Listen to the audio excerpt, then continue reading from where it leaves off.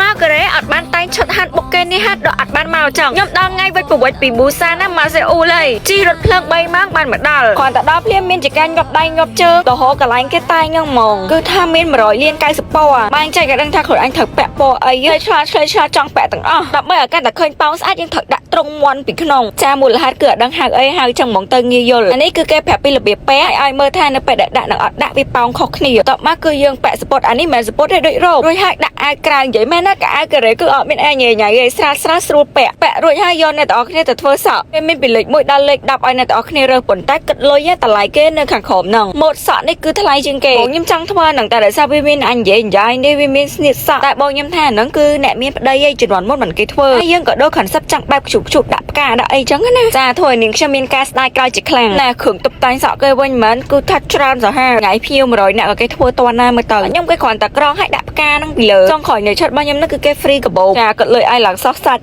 ទៅ free យើងទៅប្រែកាយវិញម្ដងមើល1 2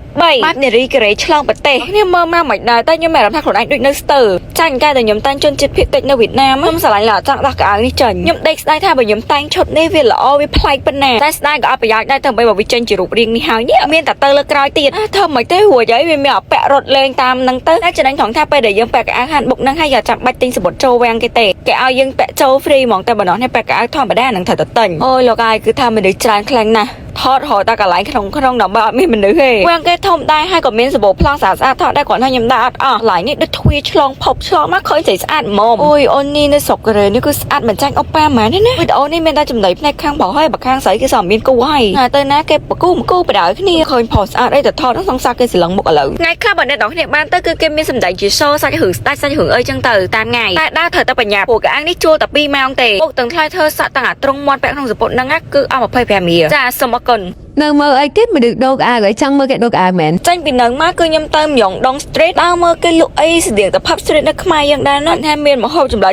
ប្លែកអារម្មណ៍ហើយនៅនេះគឺគេល្បី olive យ៉ាងមែនតើចម្រុះទៅដោយប្រេមផ្សេងហើយមាន tester ច្រើនដើរចោលដល់ឡើងអស់មួយថងគេដែរ100ដាច់ប៉ិតខ្ញុំឡើងដើរវត្តផ្នែកគេអត់ហ៊ានមើលអីទេអូថ្ងៃនេះដើរលេអស់ខ្យល់ខ្លាំងណាស់បាំងមួយទឹកមកលាបលេគឺជាក្តីសុខខ្លាំងឃើញកំពុងស្កាប់តែដាក់លេហ្នឹងគឺខ្ញុំនឹកដល់ស្កាប់តែចាំនៅផ្ទះពេលដើរលេងហត់បានស្កាប់ជំរុកកសិកាចាស់គឺ relax សាហាវមិនត្រឹមតែជួយជំរុកកសិកាចាស់ឯណាគ្នាអើយមួយក៏មាននៅលើខ្លួនដែរអាខ្មៅក្រិនតាមកញ្ញោដៃជង្គង់កែងដៃកែងអីហ្នឹងគឺបាត់ជ្រាបមកហើយបន្ទាប់ពីស្កាប់រួចគឺយើងលាបលេឆាប់ផ្លាច់ហើយលាបលេចូលអស់មកដោយសារស្បែកយើងទន់មុននឹងលាបលេអ្នកនេះលាបសរុបវាបរិយដូចខ្ញុំមុនអញ្ចឹងឃើញសភាពសទ្វេដងព្រោះអីស្បែកអ្នកនរគ្នាមានសំណើបន្ទាប់ការពារស្បែករបស់យើងក៏រឹងមាំជួយឲ្យស្បែកយើងសុខភាពល្អទៀតនៅពេលដែលអ្នកនេះលាបលេមកទៅដែលសម្បូរទៅដោយវីតាមីនសាច់ស្អាតជួយបំពន់ធ្វើឲ្យស្បែកយើងសភ្លឺថ្លាចេញពីខាងក្នុងគឺ 100% ស្បែកអ្នកនរគ្នាសចេញមកថ្លាដោយសពីក្រៅប្រភេទស្បែកអ្នកនរគ្នាក៏ល្អមិនមែនសជាប្រភេទសចេញទៅសាយឬក៏សស្ដើងស្បែកប្រយូរទៅខូចស្បែកអស់ទេគឺក៏និយាយឲ្យងាយស្ដាប់ថាប្រើយូរទឹកបែកសង្វាបែកអីចឹងណាគឺ no ហ្មងខ្ញុំក៏ជាម្នាក់ដែលប្រើលេមកទៅ74ឆ្នាំដែរចឹងនៅពេលដែលខ្ញុំលាបលេអ្នកនរគ្នាឃើញស្បែកខ្ញុំរងថ្ងៃ